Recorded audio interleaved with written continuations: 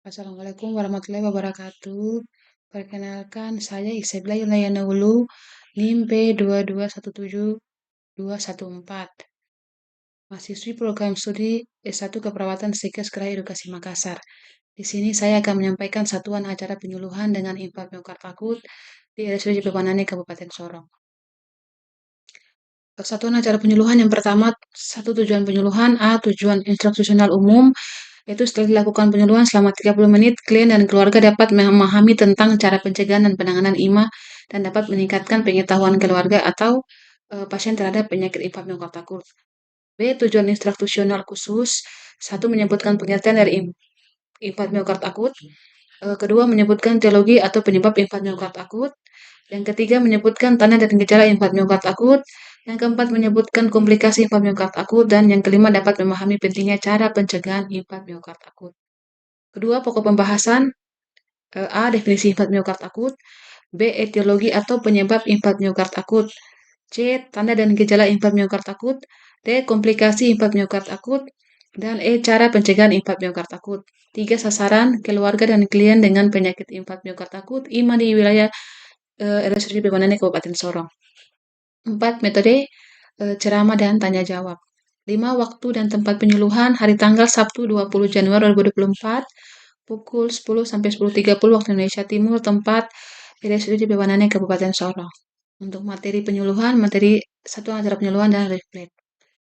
Kemudian yang ketujuh, kegiatan penyuluhan. Yang satu, pembukaan, memberi salam, memperkenalkan diri, menjelaskan tujuan penyuluhan dan menyebutkan materi.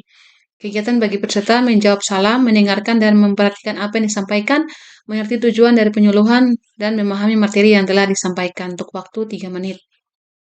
Kedua, kegiatan inti menyampaikan materi tentang definisi atau pengertian impact myokard akut, etiologi atau penyebab impact myokard akut, komplikasi impact myokard akut, cara pencegahan impact myokard akut, dan tanda gejala impact myokard akut. Untuk kegiatan peserta, klien menyimak dan memperhatikan apa yang dijelaskan. Untuk waktunya 20 menit. 3. Penutup, evaluasi, dan terminasi. A. Memberi kesempatan pada klien untuk bertanya. B. Memberi pertanyaan kepada klien berkaitan dengan materi yang telah disampaikan. C. Menyimpulkan materi yang telah disampaikan. Dan D. Mengakhiri pertemuan dengan mengucapkan terima kasih serta salam penutup. Untuk kegiatan peserta yaitu A. Klien bertanya mengenai penjelasan yang belum dipahami. B. Klien menjawab pertanyaan yang diberikan. C. Klien mengerti materi yang telah disampaikan. Dan D. Klien menjawab salam.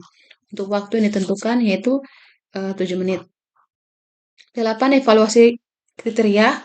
A. Evaluasi struktur. 1. Penyelenggaraan penyuluhan dilaksanakan di RSUD Jebabanane Kabupaten Sorong. Yang kedua, waktu penyelenggaraan penyuluhan disepakati bersama sebelumnya. Untuk B. Evaluasi proses. 1. Klien antusias terhadap materi penyuluhan. 2. Klien tidak meninggalkan tempat saat penyuluhan dilakukan. 3. Klien mengajukan pertanyaan dan menjawab secara benar. 4. Kehadiran keluarga dan klien dipertahankan sampai penyuluhan selesai. C. Evaluasi akhir. 1. Keluarga dan klien mengetahui tentang A. Definisi impact myokard akut. B. Etiologi atau penyebab impact myokard akut. C. Tanda dan gejala impact myokard akut. D. Komplikasi impact myokard akut. Dan E. Cara pencegahan impact myokard akut. Baik, untuk lampiran materi, 1. Pengertian impact myokard akut merupakan kematian atau nekrosis jaringan myokard akibat penurunan secara tiba-tiba aliran darah arteri koronari ke jantung atau terjadinya peningkatan kebutuhan oksigen secara tiba-tiba tanpa perfusi arteri koronaria yang cukup. Impact myokard dapat disebabkan oleh penyempitan kritis arteri koronaria akibat arteriosklerosis atau oklusif arteri komplit akibat embolus atau trombolus. Penurunan aliran darah koroner dapat disebabkan oleh shock hemoragik dan ketidakseimbangan antara suplai dan kebutuhan oksigen pada jantung. Untuk etiologi, impact myokard disebabkan karena rupturnya plak arteriosklerosis dan adanya trombus. Penyebab lain infark tampak arteriosklerosis pembuluh koronaria dapat disebabkan karena emboli arteri koronaria, anomali arteri koronaria kongenital, spasme koronaria, terisolasi, arteritis trauma, gangguan hematologik, dan berbagai penyebab inflamasi sistemik. Menurut Fakih Ruhyadi 2006 dan Wijaya 2013, penyebab akut myokard infarkt adalah gangguan pada arteri koronaria berkaitan dengan arteriosklerosis, kekuatan atau penyumbatan total pada arteri oleh emboli atau trombus. Yang kedua, penurunan aliran darah sistem koronaria menyebabkan ketidakseimbangan antara miokardia oksigen supply dan kebutuhan jaringan oksigen. Untuk faktor penyebab, yang pertama faktor pembuluh darah, meliputi atherosclerosis, spasme, dan arteris. Kedua, untuk faktor sirkulasi, misalnya hipotensi, kerusakan miokard, dan insufisiensi atau ketidakmampuan menjalankan fungsi dengan baik. Yang ketiga, faktor dalam darah, misalnya anemia, hipoksemia, dan polisitemia atau sel darah merah diproduksi terlalu banyak.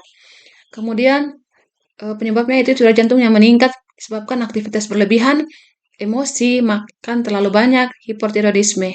Untuk kebutuhan oksigen, miokard meningkat pada kerusakan miokard atau jantung, hipertrofi miokard atau kondisi ketika otot jantung menjadi tebal atau abnormal disebabkan hipertensi distolik. Untuk faktor predisposisi, yang pertama biologis yang tidak dapat diubah, misalnya usia lebih dari 40 tahun, jenis kelamin, insiden pada pria tinggi sedangkan pada wanita meningkat setelah menopause. Kemudian faktor hereditas atau keturunan, ras lebih tinggi insiden pada kulit hitam. Faktor risiko yang dapat diubah, pertama hiperlipidemia atau kondisi kadar lemak dalam darah atau lipid tinggi, hipertensi atau tekanan darah tinggi, merokok, alkohol, diabetes mellitus, obesitas atau kegemukan, diet tinggi lemak atau kalori, inaktivitas fisik, dan stres psikologis yang berlebihan. Untuk tanda dan gejala, yang pertama nyeri dada. Nyeri dada hebat pada dada kiri menyebar ke bahu kiri, leher kiri, dan lengan atas kiri, kebanyakan lamanya 30 menit sampai beberapa jam. Sifatnya seperti ditusuk-tusuk, ditekan, tertindih. Nyeri dan rasa tertekan pada dada itu bisa disertai dengan keluarnya keringat dingin atau perasaan takut. Meskipun infark miokard akut memiliki ciri yang khas, yaitu menjalar ke lengan kiri, bahu, leher, sampai ke epigastrium, akan tetapi pada orang tertentu nyeri yang terasa hanya sedikit. Hal tersebut biasanya terjadi pada pemanula atau penderita diabetes mellitus berkaitan dengan neuropati. Lalu takikardia atau detak jantung cepat, dispnea atau sesak nafas, gejala gastrointestinal, peningkatan aktivitas menyebabkan mual dan muntah. Lalu gejala lain termasuk palpitasi, rasa pusing atau sinkop dari arritmia ventrikel dan gejala akibat emboli arteri, misalnya stroke, iskemia, sama ekstremitas. Pada pemeriksaan rekam jantung (EKG), pemeriksaan ditemukan hasil yang abnormal.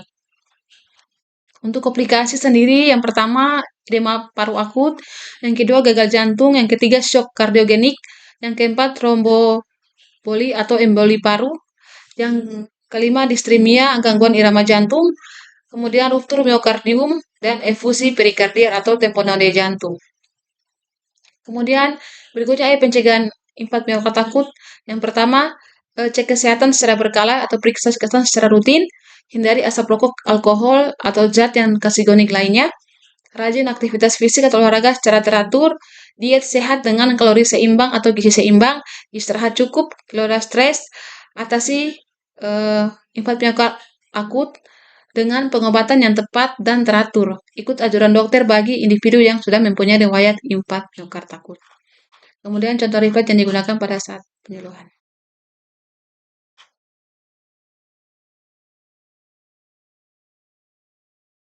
Baik, demikian satuan acara penyuluhan infark miokard akut. Assalamualaikum warahmatullahi wabarakatuh. Selamat sore.